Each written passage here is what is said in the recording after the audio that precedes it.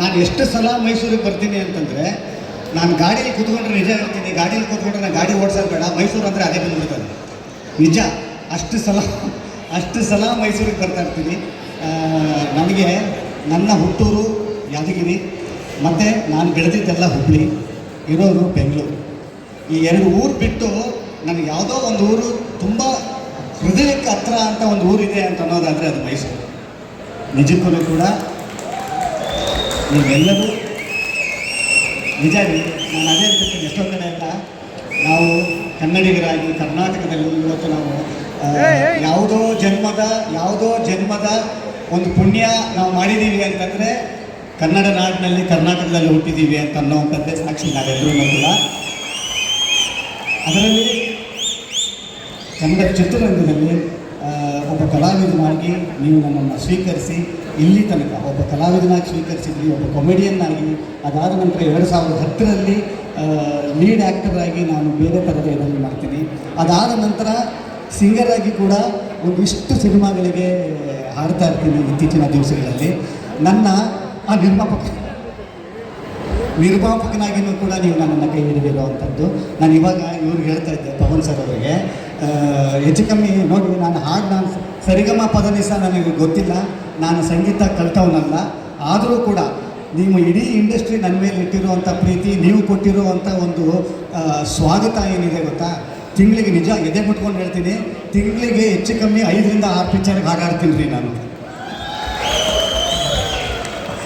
ನನಗೆ ಈ ಆಯಾಮ ಗೊತ್ತಿರಲಿಲ್ಲ. ಆದರೂ ಕೂಡ ಇವತ್ತು ನೀವೆಲ್ಲ ಕೊಟ್ಟಿರುವಂಥ ನಿಮ್ಮ ಹೃದಯದಲ್ಲಿ ಕೊಟ್ಟಿರುವಂಥ ಒಂದು ಸ್ಥಾನ, ಶರಣ್ ಸಿಂಗರ್ ಆಗಿಯೂ ಕೂಡ ನೀವು ನನ್ನನ್ನು ಸ್ವಾಗತಿಸಿದ್ದೀರಿ. ನನಗೆ ಭಾಳ ಖುಷಿ ಏನು ಅಂತಂದರೆ, ಈ ಪಿಕ್ಚರ್ನಲ್ಲಿ ನನಗೆ ಹಾಡೋದಕ್ಕೆ ಒಂದು ಅವಕಾಶ ಸಿಕ್ಕಿರುವಂಥದ್ದು. ಭಾಳ ಪುಣ್ಯವಂತ ನಾನು, ಅದೃಷ್ಟವಂತ ಯಾಕೆ ಅಂತ ಕೇಳ್ತೀನಿ. ನನಗೆ ಮತ್ತು ಸಂಗೀತಕ್ಕೆ ಇರುವಂಥ ಸಿಕ್ಕಾಪಟ್ಟೆ ಒಂದು ಅವಿನೋಭಾವ ಸಂಬಂಧ. ನಾನು ಮೊದಲನೇ ಸಿನಿಮಾ ನಂದು ರ್ಯಾಂಬೋ, ಭಾಳಷ್ಟು ಜನ ನೋಡಿರ್ತೀವಿ, ಅದನ್ನು ಇಲ್ಲೇ ಶೂಟ್ ಮಾಡಿರುವಂಥದ್ದು. ನನ್ನ ಮೊದಲನೆಯ ಸಾಂಗು ಇಲ್ಲೇ ಶೂಟ್ ಆಗಿದ್ದಂಥದ್ದು. ನನ್ನ ಮೊದಲನೇ ಸಿನಿಮಾದ ಬಹುತೇಕ ಇದು ಪೋರ್ಷನ್ ಇಲ್ಲೇ ಶೂಟ್ ಆಗಿದ್ದಂಥದ್ದು. ಅಲ್ಲಿಂದ ಇಲ್ಲಿ ತನಕ ಶರಣಿನ ಯಾವ ಸಾಂಗ್ನೂ ಕೂಡ, ಯಾವ ಸಿನಿಮಾದ ಸಾಂಗ್ಗಳು ಕೂಡ ಒಂದಲ್ಲ ಒಂದು ಸಾಂಗ್ ಹಿಟ್ ಆಗಿರುವಂಥದ್ದು. ಇವತ್ತು ನೀವು ಕೊಟ್ಟಿರುವಂಥ ಪ್ರೀತಿ, ಅದು ನಿಮಗೆ ಸೇರಬೇಕಾಗಿರುವಂಥ ಕ್ರೆಡಿಟ್ಸು. ಅದಕ್ಕೆ ಈ ಸಾಂಗು ನನಗೆ ಫಸ್ಟ್ ಇವರು ಸಚಿನ್ ಅವರು ಈ ಸಾಂಗನ್ನು ಕಳಿಸಿದ್ರು ನನಗೆ ಸಿಕ್ಕಿದಾಗ ನನಗೆ ದೇವರೇ ಗೊತ್ತಿಲ್ಲ, ನನಗೆ ಏನು ಗೊತ್ತಿಲ್ಲ, ಸಂಗೀತ ನನ್ನನ್ನೇ ಹುಡ್ಕೊಂಡು ಹಿಂಗೆ ಬರುತ್ತಲ್ಲಪ್ಪ ಅಂತ ಅನ್ನೋವಂಥದ್ದು. ಫಸ್ಟ್ ಟೈಮ್ ಕೇಳಿದ ತಕ್ಷಣ ಇವತ್ತು ನನಗೇನು ರೆಸ್ಪಾನ್ಸ್ ಬರ್ತಾಯಿದೆ ಈ ಸಾಂಗ್ದು, ಫಸ್ಟ್ ಟೈಮ್ ಕೇಳಿದ ತಕ್ಷಣ ಗೊತ್ತಾಯಿತು ಇದೊಂದು ಹಿಟ್ ಸಾಂಗ್ ಇದು ಅಂತ ಅನ್ನೋವಂಥದ್ದು. ಇವತ್ತು ಮತ್ತೆ ಅದು ಇಲ್ಲಿ ನಿರೂಪಣೆ ಆಗಿದೆ. ಇದಕ್ಕೆ ಭಾಳ ಪ್ರಮುಖವಾದಂಥ ಎಷ್ಟು ಜನ ಇಲ್ಲಿ ಕೆಲಸ ಮಾಡಿರುವಂಥವ್ರು. ಮ್ಯೂಸಿಕ್ ಡೈರೆಕ್ಟರ್ ನೋಡಿ, ಈ ಒಂದು ಕಾರ್ಯಕ್ರಮಕ್ಕೆ ನಿಜವಾದ ಹೀರೋ ಇವರು. ಒಂದು ದೊಡ್ಡ ಚಪ್ಪಾಳೆ ಇವರಿಗೆ.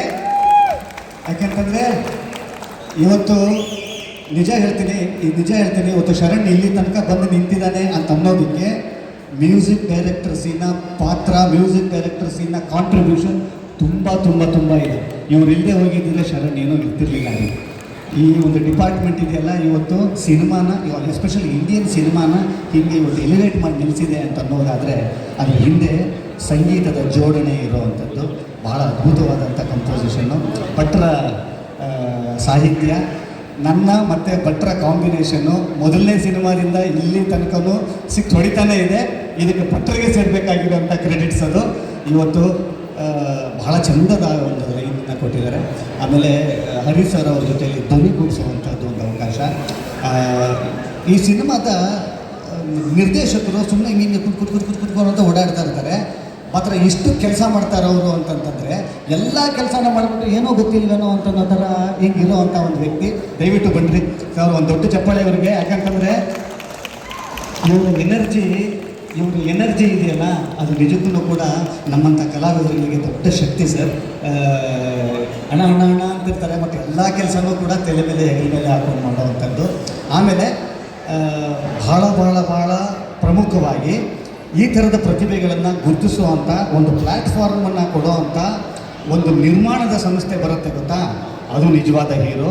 ಅದು ಪುರಾತನ ಫಿಲಮ್ಸ್ ಆಗಿದೆ ಅಂತ ಅನ್ನೋದಾಯಿತು ಅಂತ ಅನ್ನೋದಾದರೆ, ಪುರಾತನ ಫಿಲಮ್ಸಿಗೆ ಸೇರಬೇಕಾಗಿರುವಂಥದ್ದು ನೋಡಿ. ಈ ಥರದ ಹೊಸ ಪ್ರತಿಭೆಗಳನ್ನು ಒಂದು ದೊಡ್ಡ ಸಿನಿಮಾ ಕೊಡುವಂಥದ್ರ ಮುಖಾಂತರ ನಿಮ್ಗಳ ಮುಂದೆ ಈ ಥರದ ಪ್ರತಿಭೆಗಳನ್ನು ಪರಿಚಯಿಸುವಂಥದ್ದಿದೆ ಗೊತ್ತಾ.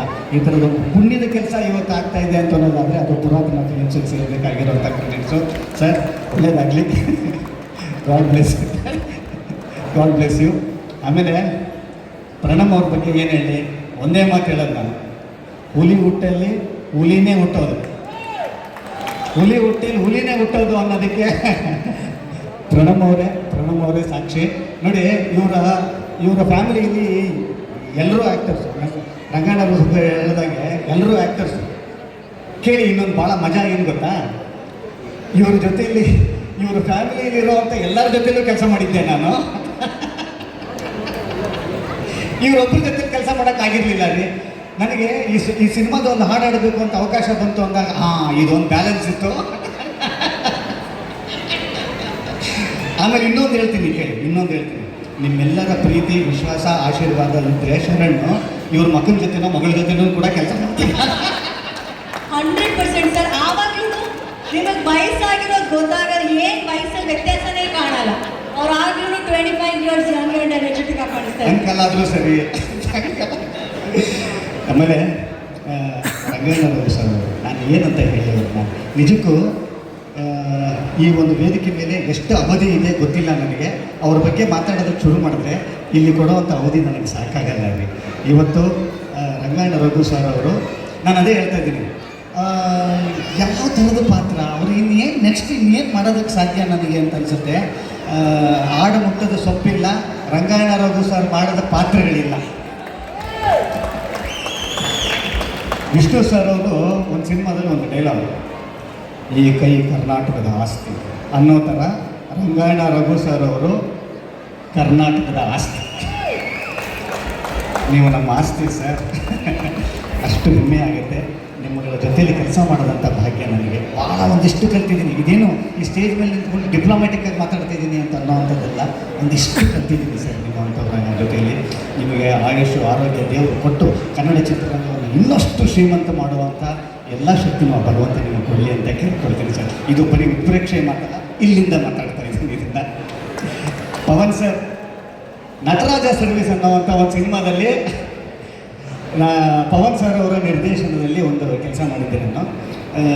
ನನಗೆ ಭಾಳ ಕಂಫರ್ಟಬಲ್ ಡೈರೆಕ್ಟರ್ಸ್ ಕೆಲವೊಂದು ಲೀಸ್ಟ್ ಇದೆ, ಭಾಳ ಕಮ್ಮಿ ಲೀಸ್ಟ್ ಇದೆ.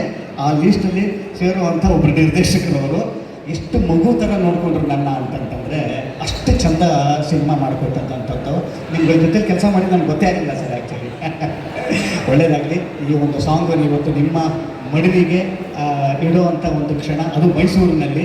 ಆಮೇಲೆ ಏನಂತ ಗೊತ್ತಾ, ಈಗ ಮಾಲ್ ಆಫ್ ಮೈಸೂರಿಗೆ ಗೊತ್ತಿಲ್ಲ ನೋಡಿ ಏನು ಕಾಕತಾಳೀಯ ಅಂದರೆ, ಚೂಮಂತರನ ಸಕ್ಸಸ್ಸಿಗೆ ಬಂದಿದ್ದೆ ಇಲ್ಲಿ. ಚೂಮಂತರ್ ಸಿನಿಮಾದ ಸಕ್ಸಸ್ಸಿಗೆ ಬಂದಿದ್ದೆ, ಮತ್ತು ಈ ಸಿನಿಮಾಗೆ ಬಂದಿದ್ದೀನಿ, ಅಲ್ಲೂ ಸಕ್ಸಸ್ ಆಗಿದೆ. ಖಂಡಿತವಾಗ್ಲೂ ಆ ಸಕ್ಸಸ್ ಈ ಸಿನಿಮಾಗೂ ಆಗಲಿ ಅಂತ ಅನ್ನೋವಂಥದ್ದು ನನ್ನ ಆರೈಕೆ.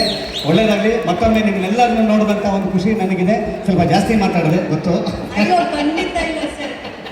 ನಾವು ಎಲ್ಲರೂ ಒಂದು ಯೋಚನೆ ಮಾಡ್ತಾ ಇದ್ವಿ, ಶರಣ್ ಸರ್ ಸ್ಮೈಲ್ ಎಷ್ಟು ಸ್ವೀಟು, ಮಾತು ಅಷ್ಟೇ ಸ್ವೀಟು. ಒಂದು ಸ್ವೀಟಾಗಿ 2 ಲೈನ್ ಹಾಡು ಕೇಳಿದ್ರೆ ಇವತ್ತಿನ ಪ್ರೋಗ್ರಾಮ್ ಹೇಗೆ ಕಂಪ್ಲೀಟ್ ಅನ್ಸುತ್ತೆ ಅಂತ. ಎಲ್ಲ ಮೈಸೂರು ಶರಣ್ ಸರ್ ವಾಯ್ಸಲ್ಲಿ ಹಾಡು ಕೇಳೋಣ.